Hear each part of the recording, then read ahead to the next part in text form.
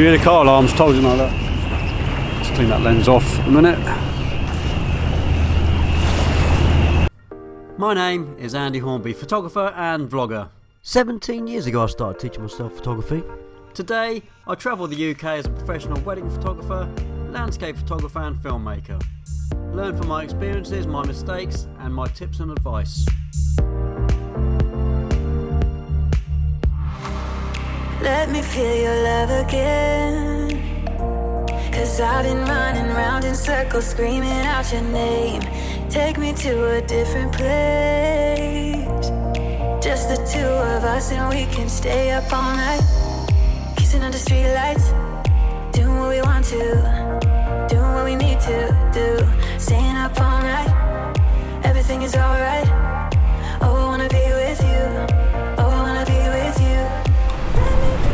Hello and welcome to another video. Today I'm by the Spinnaker Tower and we've got a nice big ferry coming in which is going to be quite loud in the background. We're going to have a ferry going out in a minute which will be really loud as well, so I'm going to try and get this intro done really quickly. But tonight we're talking about blue hour. Now I've been talking about this in a lot of my recent videos. I wanted to cover this subject for so long. We've actually got a perfect evening. Horizon clouds, they're very, very purple. The sun is setting just over there, there's a purple sky, but we're not worried about the sky where the sun is set at the moment. We're going to take some pictures of the Spinnaker Tower. I'm going to set up like I would normally set up for any shot of the Spinnaker Tower. I'm going to show you what I'm doing and I'm going to wait for blue hour. So we're going to take 3 shots tonight. We're going to take a shot at golden hour, a shot at blue hour and a shot after blue hour to show you the difference and show you why blue hour is really important and why so many photographers miss it completely. And when they do miss it, they're potentially leaving themselves without some really, really good images, because in my opinion blue hour is one of those times where most photographers don't shoot when they should be. That time potentially when you've done your sunset shot, you packed your bag up, you're walking down the road, you turn around, the sky is just beautiful, but then waiting another 10 or 15 minutes on top of that for blue hour, it's the part of the day that people miss. It's the part of the day I love to get. I've got it loads of times in loads of different situations. I've got the Spinnaker Tower in blue hour quite often. I've done the Guildhall Square with the ice rink. That was a blue hour shot. Okay, so I've got about 5 minutes before sun actually sets. It's about 4:15 and sun is setting at about 20 past. I'm lying, it's 10 past 4 and the sun is setting at 4:15 past, which means in 5 minutes time the sun is going to be gone. This setup I'm doing now would be exactly the same case if I was shooting into the sun. Sometimes when you do shots of the shipwreck, I'm shooting directly into the sun. This time I'm not, sun's over the back. It's lighting our subject a little bit. I don't know if you can see on camera that the new light system on the Spinnaker Tower is actually turned on. You can see some purple spots. They're using all kinds of nice LED stuff. We might get a show of that in a little while, I don't know. Because they're supposed to be showing it, I think at 5 o'clock maybe. So if we're still here at 5, we might see the light show, might get some video of it. So this situation would occur whether you're shooting into the sun or not into the sun. Before the sun sets and the sky is really bright and you're exposing for the sky because that's what you expose for, potentially all of your subjects in the foreground are going to be a little bit darker, especially if you're shooting straight into the sun, so everything will be a little bit silhouetted. In this case it's not too bad because I've got a nice exposed sky with a nice exposed Spinnaker Tower in front of it, which makes it a perfect shot. But at blue hour is that time when the sky comes down, the exposure in the sky comes right down to meet the exposure of the lights that are going to be coming on the Spinnaker Tower and at Gunwharf, because at the moment potentially you can see in camera there that the Gunwharf lights, even if they're on like the Spinnaker Tower lights are on, there's too much ambient light to actually see them. So when the ambient light comes down and the lights of the Spinnaker Tower and Gunwharf start to illuminate and you start to see them with your own eyes, that's the time when you've got a balanced exposure. It only happens at blue hour. If you miss blue hour, what you get is 10 minutes later you take a shot and you just got a black sky. And that's it. So what happens when the sun goes down, blue hour starts the opposite side to where the sun's going down. So if the sun's going down over there, blue hour is going to start over there. So we're going to get a really quick blue hour, and then blue hour will translate itself across the sky over to the other side, and by that point you've missed it. So the 10 minutes we have with the Spinnaker Tower at blue hour is probably all you're going to get. And then if you take a shot just too late, you've missed it. You have to come back tomorrow night and have another go. So I'm going to attempt to show you that tonight in camera.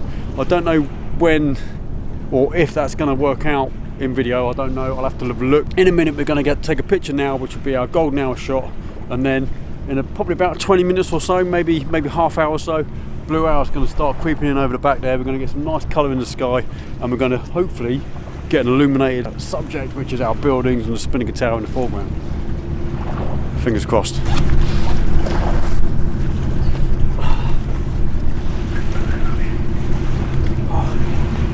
Don't see my hair too often, especially when I haven't done it. Let's get that hat on nice and warm. And some gloves. Gloves, yes. Okay, as far as settings are concerned on my camera, I'm actually going to make it really simple for you and follow this formula to make things really easy. I'm only going to use one setting to get my exposure from all three of these pictures. Everything's going to stay the same apart from my shutter speed. Now the reason why I'm using my shutter speed, I'll poke my fingers through there, is because there's nothing really in my composition that I want to freeze motion. If I wanted to freeze motion, I might have to use some other variation of my exposure triangle, but for the time being my ISO is going to be at 100, and which it is, and my f-stop is going to be somewhere around f10, f11, something like that, which means whatever I focus on, most of the foreground and all the background is potentially going to be in focus. And that's it, and all I then do is use my shutter speed to get my exposure. That's it. So my current shutter speed in this light would need to be somewhere about 1/6 of a second to get an exposure. And I'm shooting on a 14mm. This is a manual focus lens. So I'm actually going to take a picture because I haven't set up my camera to zoom in. It would normally zoom in on a native lens. When I change my focus, it zooms in to show you what you're focusing on. But the only thing I can do, which is really quick with this one, is to actually zoom in after the fact, just make sure my buildings are crisp, sharp. Can I read what's on the spinnaker tower? And that looks pretty good to me.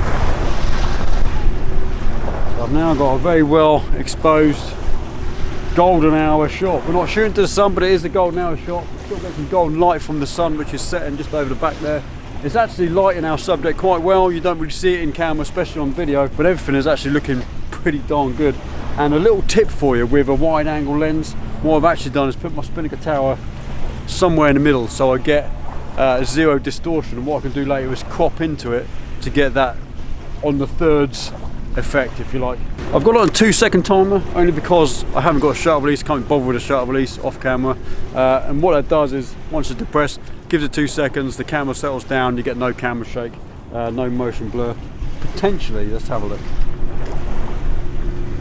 Everything is nice, crisp and sharp. It's a very good, very simple golden hour shot. What I'm now going to do is wait 20 minutes or so for blue hour to kick in. I'm not going to record 20 minutes worth of video and bore you for 20 minutes. So let's cut forward to blue hour. I'll see you there. Bye.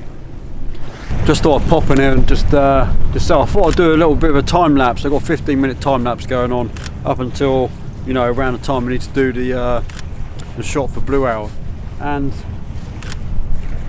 just to let you know that the amount of light that you lose really quickly as the sun goes down, your eyes don't really see it. It's something I sort of explain on some of my workshops, that your eyes and your brain are so good at interpreting the ambient light and the available light for a system that is really good, and cameras aren't that good, unfortunately. So when you do things like time lapse at this time of night, it's really tricky because the amount of light is losing really quickly, and with time lapses you can't mess too much with your settings unless you've got some really good kit after the fact to edit with. So to do a time lapse this time of night is really difficult. And I can see it in my meter. My meter's the amount of light that the camera's losing is really quick, and incrementally I can see my meter just going down and down and down and down and down by the minute. Absolutely by the minute, just losing so much light as the sun dips beneath the horizon. Just something to bear in mind this time of night. It might be the reasons why most photographers, they kind of miss blue hour, because it's kind of comes and goes relatively quick compared to your composition, where you're actually composing your image, on what side of the sky you're composing. If it's something that's over towards where the sun is setting, blue hour's not going to affect that side of the sky for at least probably another hour or so, because it's still so bright. I don't know if you can see in camera, that side of the sky over there is still really bright compared to this side. If I just span the camera around to shoot in that direction, you would see the amount of light come from that direction compared to that direction is massively different, everything over that side of the sky at the moment, I can see the detail in all the buildings that are in front of the sunset, but the camera wouldn't be able to do that. You wouldn't be able to expose at the same time for the sky and those buildings. So your eyes are actually really good bit of kit. Cameras aren't quite there. They're getting better. The dynamic range on a lot of cameras, the dynamic range on this camera is awesome. This camera not so much, but it does good video. We've got probably another 10 or 15 minutes or so. You might be able to see in camera now that the actual lights on the Spinnaker Tower, you might actually be able to see them in comparison to the darkness of the sky behind, because the ambient exposure is now coming down to meet the exposure of our buildings. And that's what I'm trying to get through to people, is that balance of exposure between the sky and your foreground that Blue Hour kind of facilitates, if you like. You don't get that any other time of the day. I'm freezing. I'll see you in a bit.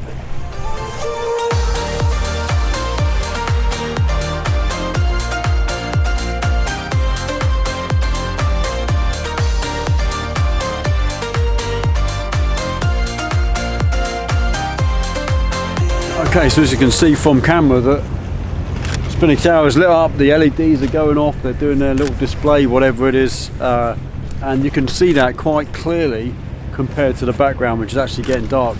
Let me recap in a simplified way to explain what Blue Hour actually is. So during the day we expose for the lightest part of our image. If you see my video the other week on what to expose for, it's always the lightest part of your image, whether it's day or night. So during the day we expose for the lightest part, which is the sky, which makes everything in front of it darker, right? And at night we'd expose for the lightest part of our image, which will be, in this case, the buildings with lights on, which makes the background dark. So you're seeing a little bit of a pattern there. So whatever we expose for, which is the lightest part of your image, everything else is darker. Blue Hour is the time of day where that doesn't happen. Exposure of the background meets the exposure of the foreground, and you can just expose for a lot. And that's actually happening right now. So we are now at Blue Hour, and I can therefore expose for everything. My ISO hasn't changed, so keep my ISO at 100. I don't need to change my ISO because I'm not worried about freezing the action. I'm on a tripod, so it doesn't matter what my shutter speed is. So I am using ISO 100, f11 again, and I'm now at 4 seconds, so 4-second exposure.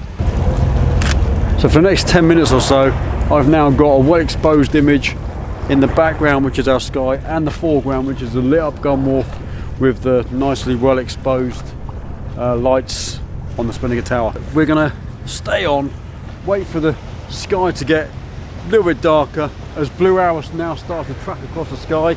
The sun has gone down over there already, it's quite a way down beneath the horizon, although you can still see quite a bit of orange over there. I don't know if you can see on camera. Blue Hour is now starting to track across the sky over to where the sun sets in that direction, and as it does so, the sky on this side is just going to get darker really quick. Again, your eyes won't necessarily see it, you might still see some blue in the sky, but trying to translate that onto your camera in a 2D world of pixels, if you like, is going to be really difficult. So we are going to hopefully get some more images. I'll take the best one out of the Blue Hour shots, and I'll show you all three near the end of this video, so don't go anywhere. I'll show you the difference between the golden hour, Blue Hour and the nighttime shots in just about 2 minutes, so don't go anywhere. So there you have it. I've done a shot at golden hour, a shot Blue Hour, and a shot in the dark, and show you the difference here now. Boom.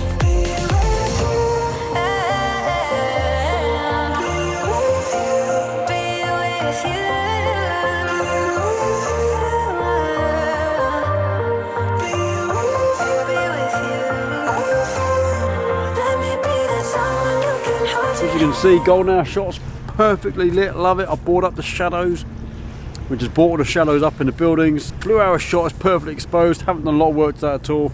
And the nighttime shot, I've just brought down the highlights slightly because the lights of gun wharf has burnt through into the sensor a bit too long. And that's all you really need to do. All three images, I think, I don't know, but I think are going to be okay. Let me know what you think.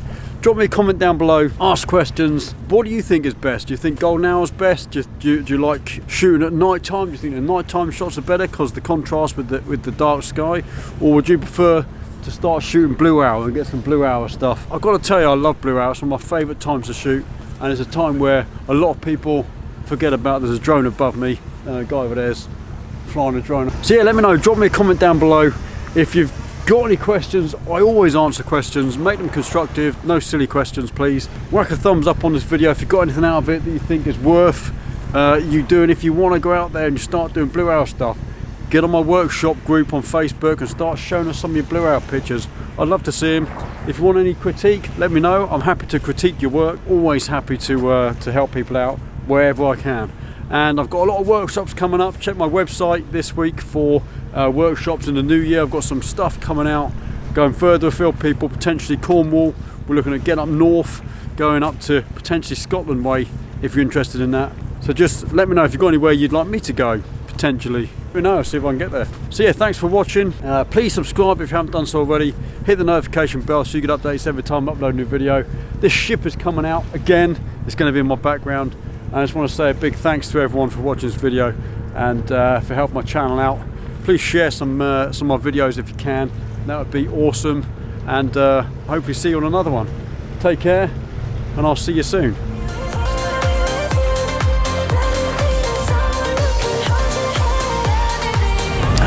See you later. Bye.